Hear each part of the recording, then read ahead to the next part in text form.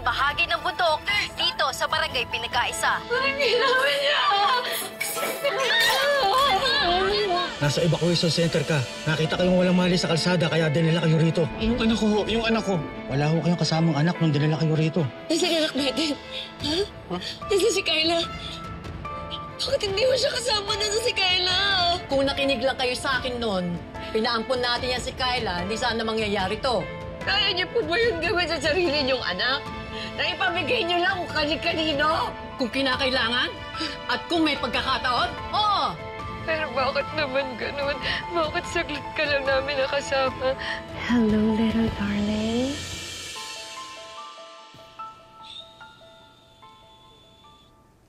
Sleep on. Olive, I'm here. May monthly report. Huwag kang sa dito. Ibibigay ko lang naman.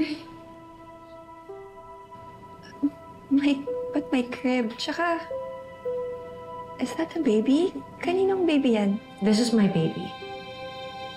Si Maria Angela. Nag-ampon ka ng bata? Oo.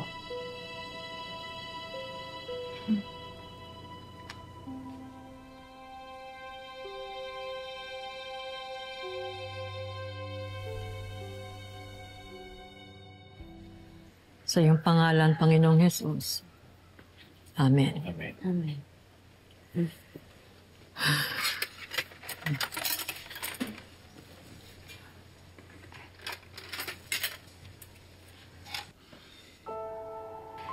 Nakakalungkot lang, no? Sineselebrate natin yung first birthday ni Kyla nang wala siya. Bakit kasi pinapahirapan niyo pa yung mga sarili ninyo? Sana nagtirik na lang kayo ng kandila. Wala naman dito si Baby Kyla para enjoyin ito. Nailigaya. Nangako ko kami kay Baby Kyla na kahit wala na siya, isi-celebrate pa rin namin yung birthday niya. Para manatili pa rin po yung alaala ng anak namin.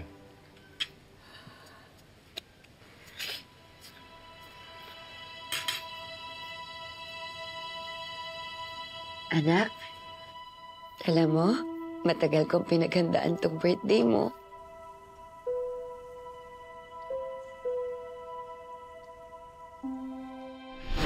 She looks so adorable.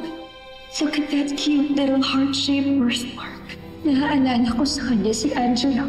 Bigyan lang ulit ako ng pangalawang pagkakataon. Gagawin ko lahat. May balik lang sa akin ang anak ko. Hindi ba ito yung baby sa Nico? Kasi yung balat niyan, I remember she has the same birthmark. Olive, ninakaw mo ba yung batang yan?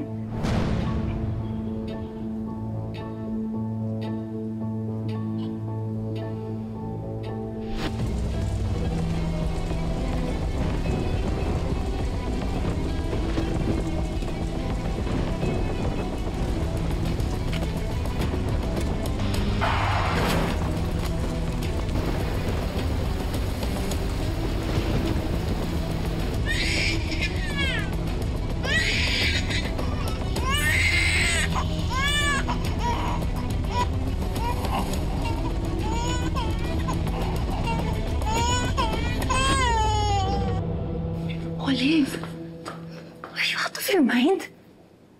Bakit mo ginawa yun? Bakit mo nakaw yung batang yan? Relax, Astrid. Kinuha ko lang ang anak ko. Olive, ibalik mo yung batang yan. No! Nakita ko ang batang to. Naramdaman ko si Baby Angela sa kanya.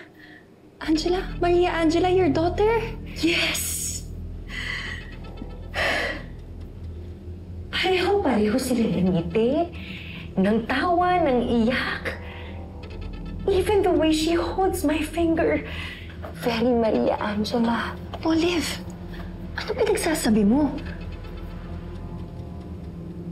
Naniniwala ako na lumipat sa batang to ang anak ko. Trust me. She is my daughter. Olive, she's not your daughter. Patay na ang anak mo. I I may have lost my daughter in a car accident, but dahil sa batang to, nabigyan ako ng pangalawang pagkakataon para makasama ulit ang anak ko. Olive, that's just your depression talking.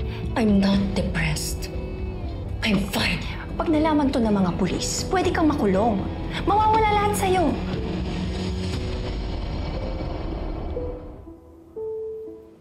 Well, hindi naman to dapat malaman ng mga pulis. Unless, isusumbong mo ko.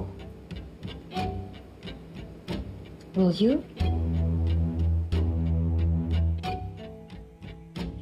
Remember, malaki ang utang na loob mo sa akin. Mga magulang ko ang nagpaaral sa'yo. Ako rin ang nagpasok sa'yo sa mga family businesses namin. It's because of me, kaya meron ka ng lahat ng mga bagay ngayon. But if you try to take this baby away from me, babawiin ko ang lahat ng yun. And I will make your life a living hell.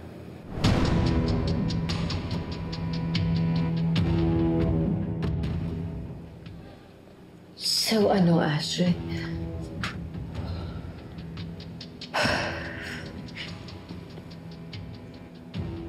Isusumbong mo ba ako?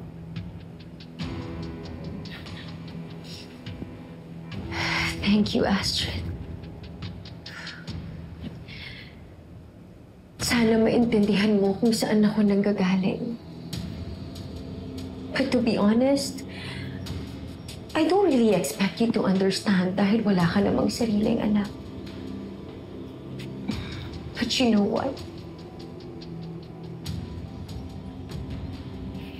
This baby, she has brought back so much joy into my life. Na parang nakalimutan ko lahat ng nangyari. So please don't ever take her away from me.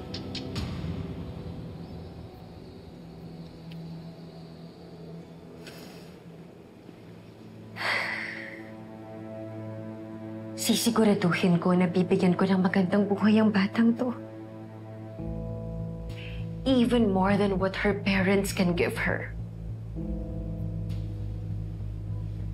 Dapat nga magpasalamat pa sila sa akin. Because I'm doing them a favor. Hindi nila kayang ibigay kay Mookie lahat ng mga needs niya the same way I can. Mookie? Yes.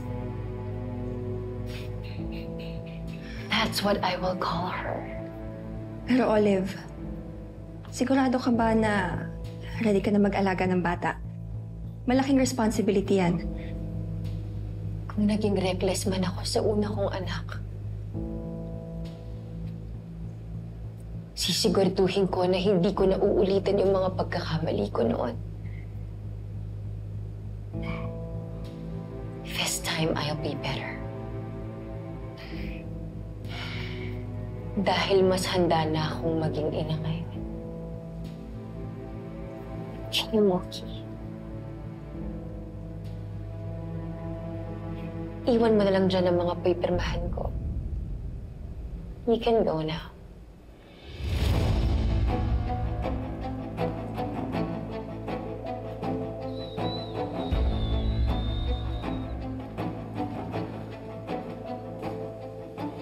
Mom's here.